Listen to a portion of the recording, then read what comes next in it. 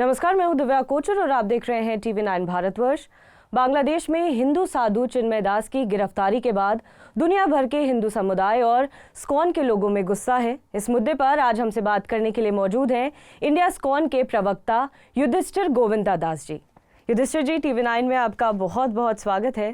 पहला सवाल तो मैं आपसे चिन्मय दास जी को लेकर करना चाहूँगी कि उनकी जब से गिरफ्तारी हुई है तब से तमाम तरीके के सवाल उठ रहे हैं और शेख हसीना के तख्ता पलट के बाद वहाँ हिंदू समुदाय के लोगों पे लगातार जो वहाँ की सरकार भी मैं कहूँ वो उनके साथ अत्याचार कर रही है। तो आप इस चीज़ को कैसे देखते हैं कि आपको लगता है कि ये ह्यूमैनिटी के अगेंस्ट है? इस पर आप क्या कहेंगे? देखिए, ये जो अभी फ़िलहाल में हो रहा है ये कोई नई बात नहीं है जी। आप अगर जब वहाँ का इंडिपेंडेंस के टाइम में आप देखेंगे तो 30% पॉपुलेशन था हिंदुओं का। आज वो घटते घटते 8% पे आ गया है। और कुछ सालों पहले हमने देखा भी कि नोआखाली में भी कई सारे वहाँ पे दुर्गा दशहरा के समय आक्रमण हुए थे। उसमें दुर्भाग्यपूर्व हमारे 2 सदस्यों का भी मौत हुआ था और मंदिरों पे आक्रमण हुआ था। उस समय हमने प्रदर्शन भी किए थे। तो ये एक हिस्टोरिकली होते आ रहा है और अभी पिछले कुछ हफ्तों से भी हम देख रहे हैं कि कैसे कई जगह हिंदू मंदिरों पे, हिंदू एस्टैब्लिशमेंट्स पे, उनके घरों पे भी अटैक हुए थे। और साथ ही साथ ये भी हो रहा है कि खुलेआम थ्रेट्स हो रहे हैं आक्रमण करने का। तो ये बहुत ही एक चिंता का विषय है और इसके लिए सभी हम हिंदू समाज में चिंतित हैं। और चिन्मय कृष्ण दास जी जो अभी इस प्रवक्ता हैं वहाँ के सनातन जागरण मंच बांग्लादेश के और हमारे पूर्व सदस्य रहे हैं, तो उनका ये जो आंदोलन है वो एक इंडिपेंडेंटली कर रहे हैं। बट वो जो अंत लक्ष्य है कि सभी हिंदुओं को संरक्षण मिलना, उनका सेफ्टी गारंटी करना, ये एक हम लोग भी ये कॉज के लिए खड़े हैं। चिन्मय दास जी पर सेडिशन का चार्ज लगा है, देशद्रोह का चार्ज लगा है। कहा गया है कि उन्होंने जो है बांग्लादेश के ध्वज का अपमान किया है। तो क्या स्कॉन के लोगों को ये लगता है कि चिन्मय दास जी की तरफ से बांग्लादेश के ध्वज का अपमान किया गया है क्योंकि उन्होंने भगवा लहराया? देखिए, ये वही मैंने कुछ और यहाँ इंटरव्यूज़ में भी कहा था पहले कि उनका जो राइट है टू पीसफुली प्रोटेस्ट वो हमेशा मेंटेन होना चाहिए और उनका वो सेफ्टी और उनका जल्द से जल्द बाहर आने का भी वो प्रवक्ता हैं उस मंच के। बट नेवरदलेस वो एक लार्जर कॉज को भी रिप्रेजेंट कर रहे हैं, तो इसको एक प्रोटेक्शन देना चाहिए। अभी चार्जेस क्या एग्जैक्टली है वो तो कोर्ट वहाँ पे वर्कआउट कर रहा है, बट जितना तक हमें पता है वो तो सिर्फ पीसफुली प्रोटेस्ट कर रहे थे, वो अपना बात पीसफुली रख रहे थे। बाकी लोग जो उनके समर्थक थे उनके बीच में जो भिड़ंत हुई उसके चलते वहाँ पे वकील की मौत हो गई, उसको भी लेकर क्योंकि बांग्लादेश के कोर्ट ने कहा है कि इसमें चिन्मय जी का कोई लेना देना मैं कहूँ तो नहीं है। मगर स्कॉन की अगर जब हम बात करते हैं तो अटॉर्नी जनरल ने याचिका दायर की थी कि स्कॉन के मंदिरों पर बैन लगा दिया जाए, मगर फिर कोर्ट ने उस पर इनकार जताया। तो क्यों लगता है आपको कि क्यों वो इस तरीके की याचिका दायर कर रहे हैं कि स्कॉन के मंदिरों पर बैन लगा दिया जाए? क्योंकि स्कॉन, जितना मैं समझती हूँ कि आपके तकरीबन 150 से करीब के मंदिर वहाँ पर मौजूद हैं और स्कॉन के लोग इतना काम करते हैं वहाँ के लोगों के लिए, वहाँ के हिंदू समाज के लिए या बाकी लोगों को भी मैं कहूँ तो उनको फ़ायदा ही है, मगर वो इस तरीके की याचिका क्यों दायर करेंगे कि इसे मंदिरों को बैन कर दिया जाए? देखिए, नेचुरली स्वाभाविक है कि जब एक बड़ा सा एक संस्था है वहाँ पे जो हिंदू कॉज के लिए कार्य कर रहा है तो इजीली निशाने पे भी आ जाता है। ये हमने देखा है, हर जगह ऐसा होता है। बट इस्कॉन जो है, आपको थोड़ा अगर मैं बैकग्राउंड हिस्ट्री बता सकूं तो इस्कॉन गौड़ीय वैष्णव संप्रदाय से आता है। हिंदू समाज में कई सारे संप्रदाय हैं, तो हम गौड़ीय वैष्णव से आते हैं। और गौड़ीय वैष्णव धारा जो है श्री चैतन्य महाप्रभु ने शुरू किया था आज से 500 साल पूर्व बंगाल में। श्री चैतन्य महाप्रभु के स्वयं पिता बांग्लादेश से, जो आज मॉडर्न डे है। अच्छा। और वहाँ पे जितने भी चैतन्य महाप्रभु के जितने भी संघीगण पार्षद थे उसमें आप बोल सकते हैं 50-60% मॉडर्न डे बांग्लादेश से हैं। तो आज भी गौड़ीय वैष्णव इस्कॉन के बाहर भी लाखों की तादाद में वहाँ पे निवास करते हैं। और जो इस्कॉन वहाँ पे है वो सब भक्तगण वहीं के स्थानीय निवासी हैं, उनके पूर्वज वहीं के हैं। और 50 इयर्स पहले जब इस्कॉन वहाँ पे एक्टिविटी शुरू किया था, जब इंडिपेंडेंस का शायद 1 या 2 साल ही हुआ था, भूखमरी थी, बहुत सारे वहाँ पे चैलेंजेस थे। इस्कॉन उस समय अपने आप एक छोटा संस्था था, जस्ट शुरू हुआ था, बट प्रभुपाद जी को इतना वहाँ पे चिंतित था कि वहाँ के लोगों को कुछ ना हो, खाना मिले, तो उन्होंने अपना ह्यूज रिसोर्सेज को वहाँ पे डाइवर्ट किया ताकि वहाँ पे वो अन्नदान प्रोग्राम चल सके।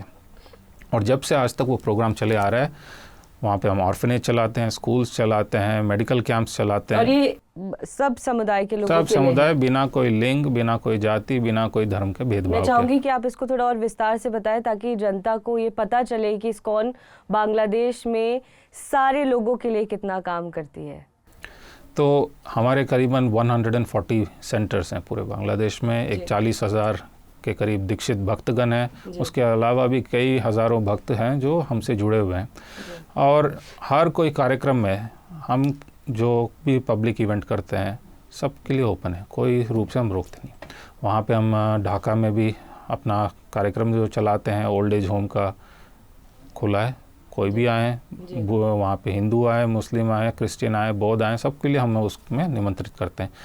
जब सिलेट में फ्लड्स हुए थे, शायद ही कोई गवर्नमेंट रिस्पॉन्डर भी आए थे, बट उसके पहले हमारे भक्तगण वहाँ पे थे।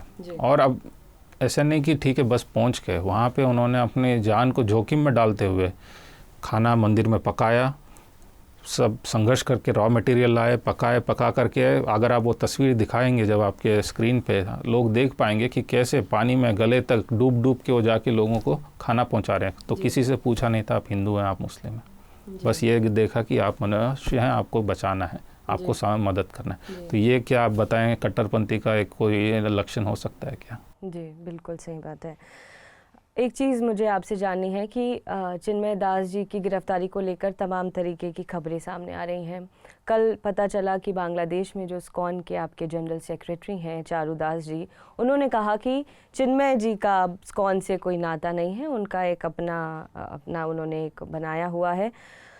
मगर उसको लेकर जो लोग प्रतिक्रियाएं दे रहे हैं वो बहुत हार्श हैं, वो इस्कॉन पर सवाल खड़े कर रहे हैं। वो कह रहे हैं कि जिस वक्त उन्हें शायद इस्कॉन के सपोर्ट की ज़रूरत है, उस वक्त इस्कॉन की तरफ से ये बयान आना क्या सही है? इस पर आप क्या कहेंगे?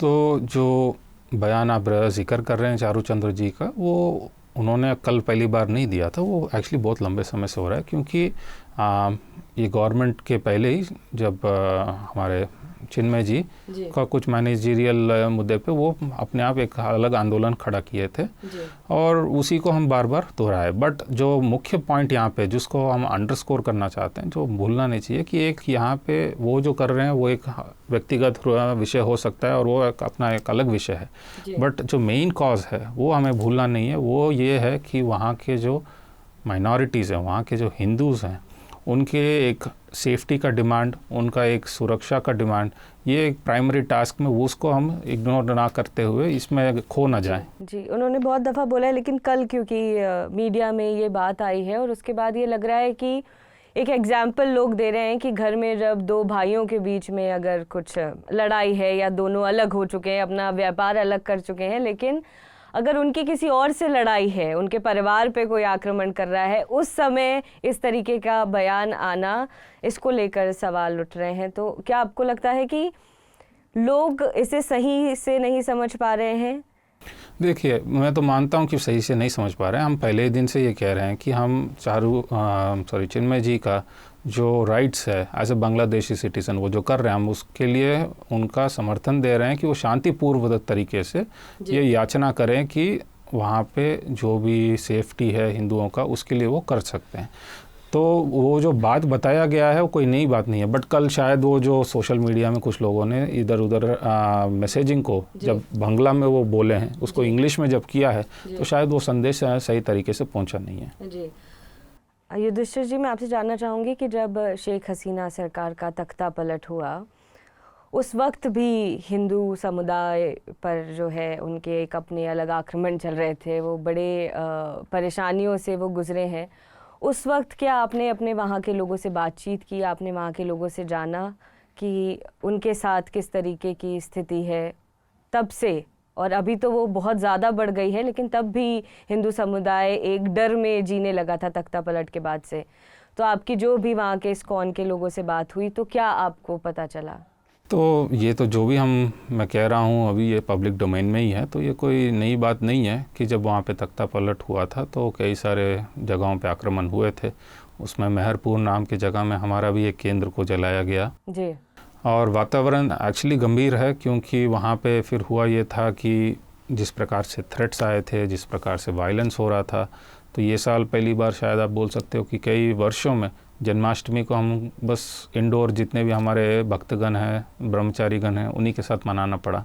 ये एक अपने आप में एक जन्माष्टमी जो साल का सबसे इम्पोर्टेंट त्यौहार बोल सकते हैं आप हमारे लिए, उसको ये रूप से मनाना पड़ा, तो यही अपने आप बता देता है आपको। जी, पर उस वक्त ऐसा लगा क्या कि वहाँ के लोगों को शायद प्रोटेक्शन की ज़रूरत हो, या वहाँ पे मतलब उसी वक्त आप अगर भारत की सरकार के पास जाते और कहते कि हमारे इतने मंदिर हैं या इतने लोग हैं, इनकी सुरक्षा के लिए क्या कदम उठाए जा सकते हैं, क्या उस वक्त ये ख्याल आया था मन में?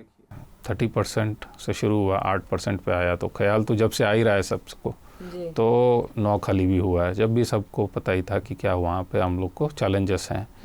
अभी ये भी हुआ, तो उस संदर्भ में ये कोई नई बात मतलब नहीं है। इस्कॉन पूरी तरीके से हमेशा तैयार था सारे चैलेंजेस को फेस करने के लिए। हम वहीं पे रह रहे हैं, हम वहीं के निवासी हैं, तो हमें वहाँ पे जो आप अगर मैं पूछूं आपके घर में ये आप तैयारी है, आपको पता ही है आपके घर में क्या है क्या नहीं है, क्योंकि आप वहीं रहते हैं। तो ये सिचुएशन हम भली भांति जानते हैं वहाँ पे क्या था। जी। हाल ही में आपकी विदेश मंत्री एस जयशंकर से मुलाकात हुई, तो इस संदर्भ में आपकी क्या बातचीत हुई, अगर आप बता सके तो? मेरा एक्चुअली जयशंकर जी से थोड़े समय पहले हुआ था, वो G20 जाने के पहले। वो ये था कि वहाँ पे हमारा एक और कार्यक्रम था दिल्ली में ही, तो उसके लिए उनको बुलाया गया था। तो बस ये था कि टाइमिंग ऐसा कोइंसिडेंटली हो गया था, तो उस कारण शायद वो पब्लिकली दिख गया होगा। जी।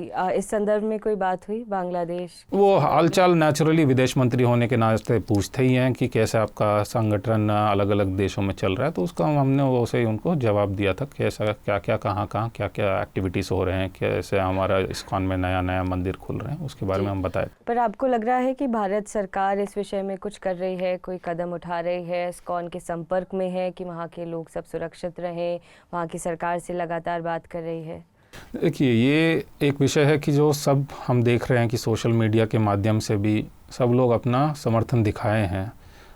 मैं दक्षिण के देखा हूँ कि कई सारे पॉलिटिशियन ने ट्वीट किया, यहाँ के विपक्ष ने किया, कल भी कोई यहाँ के दिल्ली के रूलिंग पार्टी से आए थे मिलने के लिए उनके नेता। तो ऐसे ही रूलिंग या गवर्नमेंट ऑफ इंडिया से भी कई सारे लोग कॉन्स्टेंटली मैसेजेस भेजते रहते हैं, बातचीत करते रहते हैं, क्योंकि अल्टीमेटली एक ह्यूमैनिटी का फैक्टर है। क्योंकि इस्कॉन जो है पूरे विश्व में सेवा कर रहा है समाज का, तो लोगों को नेचुरली वो एक कंपैशन और एक ग्रैटिट्यूड फील होता ही है। तो इस तहत वो हमारे साथ कॉन्स्टेंटली टच में रहते ही हैं नेचुरली। मेरा एक सवाल है आपसे कि जिस वक्त शेख हसीना जी थी बांग्लादेश में, उस वक्त क्या किसी तकलीफ़ का सामना करना पड़ा था? हुआ था, जैसे 2016 में भी, आज तो हमारे यहाँ मंदिर पे नहीं हुआ था, बट हमारे संप्रदाय के गौड़ीय वैष्णव गौड़ीय मठ पे हुआ था, जिसमें एक बहुत सीनियर एक स्वामी जी का गला काट दिया गया था। फिर उसके बाद 2-3 जगह वहाँ पे और भी अटैक्स हुए थे, भले छोटे छोटे रूप में थे, बट नेवरदलेस एक अटैक्स थे। और उसके पश्चात फिर नौखाली भी हुआ। तो एक हिस्ट्री रहा है, ये जो हो रहा है अभी एक suddenly out of the blue नहीं है। जी।